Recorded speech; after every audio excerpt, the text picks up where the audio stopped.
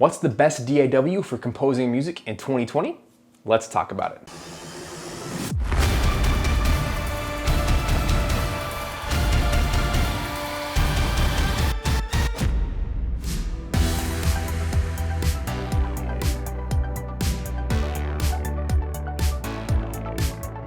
What's up guys, this is Stephen Malin, music composer for the screen, helping you to build a music business that supports your family. Today, we're comparing the top 6 DAWs in the market to better help you decide which is the best fit for your budget and for your workflow as a music composer. I'm still surprised by how often I get this question from young composers.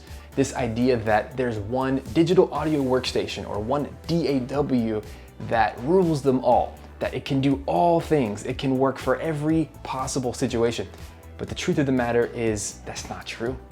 There is a distinct difference between every single DAW because they have different features inside, they have different functionality, and ultimately each one is designed for a different writing style, a different way of composing music. Every single DAW kind of has the same function in that it helps us write music. It helps us either notate music or write in MIDI or edit audio. Every DAW allows us to add plugins, things like EQ, compression, reverb, and a host of other things. Here are the top 6 DAWs in the industry and why you should consider adding them to your arsenal. For simplicity of comparison, we're gonna be talking about the top 3 pros and the top 3 cons for each. If you'd like to follow along with the blog article for this video, go to stephenmalin.com/bestdaw, link in the description below. Let's dive in. Logic Pro by Apple is the only Mac-only software on this list. Now, it might feel and look a little bit like GarageBand Pro, but don't let that fool you. It's actually extremely deep and has a lot of advanced features hidden within. In fact, as soon as you open up this software, I encourage you to go to the Advanced tab and to check that box so that you can actually see more of the features within the DAW. Logic is by far the most budget-friendly DAW for any Mac user. In fact, back when I used to use a Mac, it was the only DAW that I used because it's so deep and it really allows you to do any kind of editing function. Mac users will also be pleased to know that Logic comes with a ton of default sample libraries. My favorite is the EXS24 sampler. It has a really powerful drum machine engine, synth engines, orchestral instruments, rock instruments, ethnic instruments, and even an entire library of samples that you can use. They're already royalty-free licensed, so that means you can throw them directly into your projects and start writing today. The top 3 pros for Logic Pro. Logic has fully customizable key commands. Logic has a unique capture recording function that can capture any recent performance if you forget to hit the record button. This has saved me countless times whenever I've been improvising on a keyboard, trying to come up with a new idea. It's allowed me to just get it in there. MIDI editing and automation functions are extremely organized. The top 3 cons for Logic Pro. Logic is only available for Mac. Its advanced functions are difficult to find, and its audio editing is frustrating and batch track actions are limited. Digital Performer by Mo2 is arguably the most high-end DAW on the market. If you can think of a feature, it probably has it, but also comes with a very steep learning curve. So if you're looking for your very first DAW, I don't recommend DP. However, DP really specializes in film scoring. With the use of chunks and V-racks, it allows you to create one session, one template with all of your instruments. It allows you to associate multiple scenes to that session. So in theory, you could have an entire feature film and you can chop it up scene by scene, and they're all attached to that one original music template. So as you start writing, let's say a director gives you the call that, hey, we're gonna change the length of this one scene, this one little moment. We're gonna take out this few seconds, or we're gonna add a few seconds. It's incredibly flexible so that you can, using your chunks, you can just adjust that one scene, and all of a sudden, your entire template shifts with it. And you don't have to mess with anything else. It's incredibly useful. The top 3 pros for Digital Performer: full customization. From key commands, color options, document setup, editing preferences, layouts, automation, etc. Digital Performer is fully customizable from head to toe. Search is where DP really shines the most. So for example, if I had a large orchestral template and I wanted to search for an oboe out of my hundreds of instruments out of my orchestra, all I have to do is go up to the search bar, type in O, B, and then boom, it shows up. It's gonna have a list of all of my oboe patches, my short patches, my long patches, my solo patches. This deep level of search functionality allows us to find the exact instrument we need in a split-second notice. DP is the most advanced DAW for film scoring due to its unique ability to divide videos into infinite scenes, all within one session. Each scene can share as many tracks, sample instruments, plugins, and channels as desired through the use of VRACs and chunks menus. 3 cons for Digital Performer. DP is the most expensive DAW on the market if it's your first DAW purchase. However, a cross-grade license is available for a significant discount when you provide Motu with a valid serial number from another DAW when purchasing. The default key commands and document setup options are super impractical and really don't make a lot of sense for anyone that's already been composing for a long time. All DP's editing functions are divided by tools and tabs, so there is a great amount of switching between these when editing. A fast workflow can certainly be obtained once these procedures are learned, but this might be super frustrating for a few weeks while learning. Pro Tools by Avid is universally heralded as the industry-leading DAW for all live audio editing. So much so that Pro Tools can be found in almost every single studio across the world, mainly because its batch editing functions are really unparalleled. With one command, you can export all regions as separate audio files. With one stroke of the mouse, you can batch trim or extend all selected tracks. When bouncing offline, Pro Tools can export audio at over 100 times playback speed. Not only this, Pro Tools also has deep mixing functions, film scoring, and real-time audio suite plugins. Pro Tools is a must-have DAW for anyone who wants to work with audio. 3 pros for Pro Tools. Pro Tools is the best DAW on the market for editing audio quickly, cleanly, and efficiently. Its batch editing functions are unparalleled. Pro Tools' clean interface and quick loading functions promote a fast workflow. Pro Tools is used across the world in almost every music studio. This makes file sharing and collaborating effortless. 3 cons for Pro Tools. Pro Tools is terrible at MIDI recording and editing. From clunky inputs and confusing routings to hidden, overly complex functions, Pro Tools is arguably the worst DAW for composing with MIDI. Pro Tools is one of the most expensive DAWs. I don't recommend it for composers who work mostly with MIDI. Pro Tools has a poor selection of default sample instruments and plugins. Third-party plugins will be needed. Cubase Pro by Steinberg is beloved by composers of all backgrounds because it really combines the best elements of all DAWs. Cubase blends the MIDI editing functions from Logic Pro, the organization features from Digital Performer, and the clean audio editing features from Pro Tools. You put all these things together and you have yourselves a very serious DAW. Cubase is my go-to DAW for any time I want to write quickly. Ever since I built a custom PC a few years ago, it has really become my favorite DAW because of its ease of use. 3 pros for Cubase Pro. MIDI and audio tracks are easy to edit.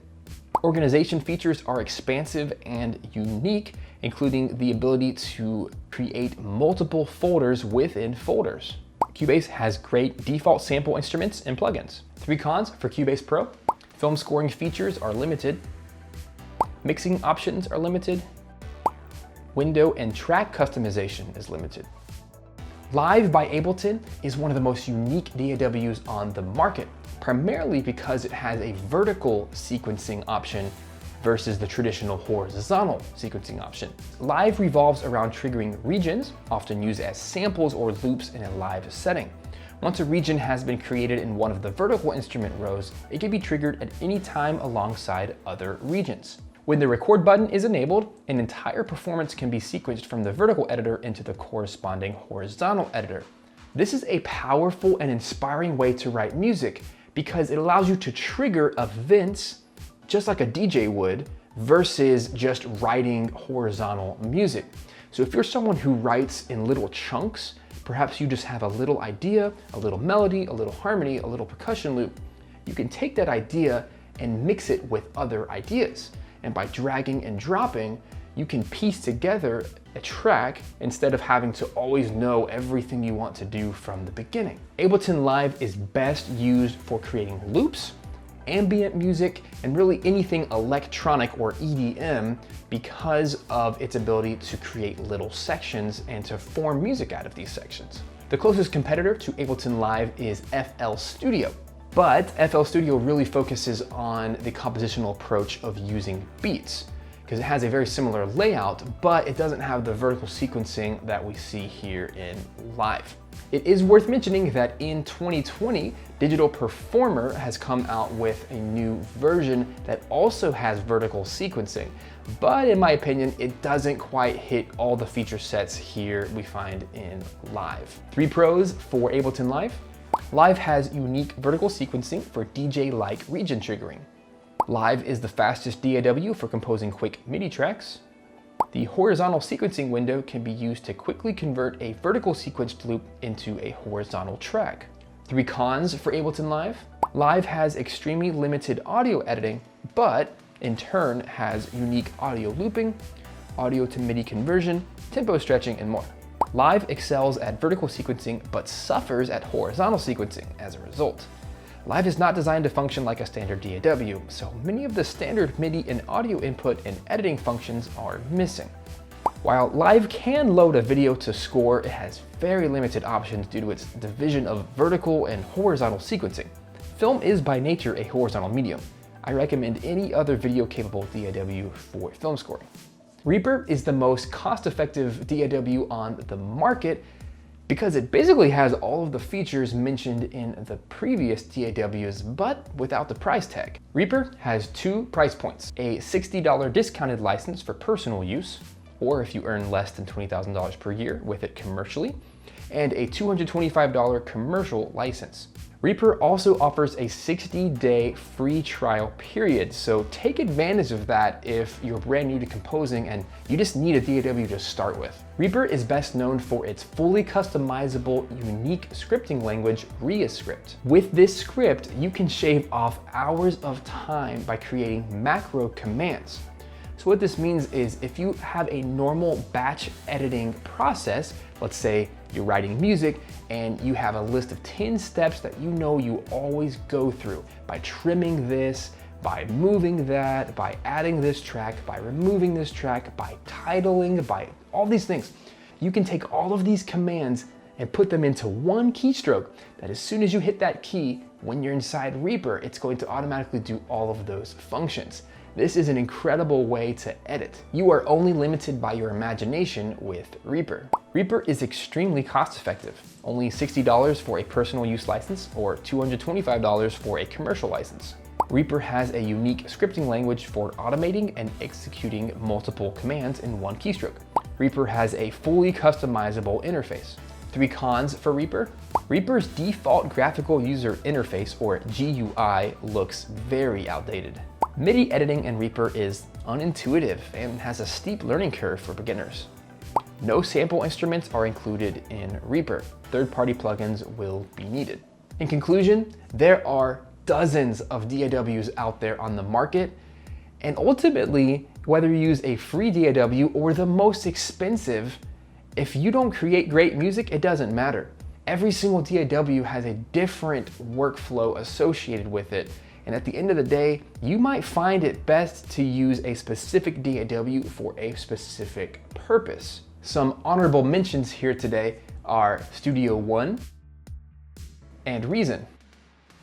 I don't personally recommend those DAWs, but they do have a cheaper price point if you really are tight on your budget. You may also want to consider dedicated audio editors such as Mixcraft, Adobe Audition, or Audacity, which is a free program that I use all the time, because sometimes you just need to do a quick edit, a quick conversion, a quick export of a piece of audio into a different type of audio. And these are just great platforms that you can just open up, make the change, export, and you don't have to create a new session and save your data and all that stuff. Many composers switch between DAWs regularly. In my line of work, I work in film, TV, video games, and podcasts. So my type of projects really just change every single day. So I find myself switching between every single one of these DAWs just depending on the circumstances. If I need to compose with MIDI on a Mac, I'm going to use Logic Pro. If I need to score a film with a large orchestral template, I'm going to use Digital Performer. If I need to record or edit live audio, I'll use Pro Tools. If I need to compose immediately in a blank session with no preloaded sounds, I'm going to use Cubase. If I need to compose a video game loop, ambient music, or a dance track, I'll use Ableton Live. With a world of options, what matters most is for you to master one DAW before you even consider adding more to your tool belt. At the end of the day, you need to make great music. Whether you're using a free DAW or the most expensive one on the market, it doesn't matter. You need to be able to write quickly, and you need to be confident in the way that you write. Not every DAW is going to feel great for you, and really the best advice I can give you is to go download the free trials for every single one of these. Try writing a piece of music in every single one until you find one that really clicks with your workflow and that inspires you to write great music. I want to give a special shout out to my Patreon patrons, Andrew Connor, TG, and Rogue Composing, who are all helping me cover the cost for the production of my videos here on YouTube. If you want to join me on Patreon, you can go to stephenmalin.com/Patreon, and you can join in there where you can have one-on-one access with me, ask your top business questions, and help me make new videos for the channel. Until next week, check out my Music Tech Tips playlist where you can learn more about how to improve your craft with technology. See you soon.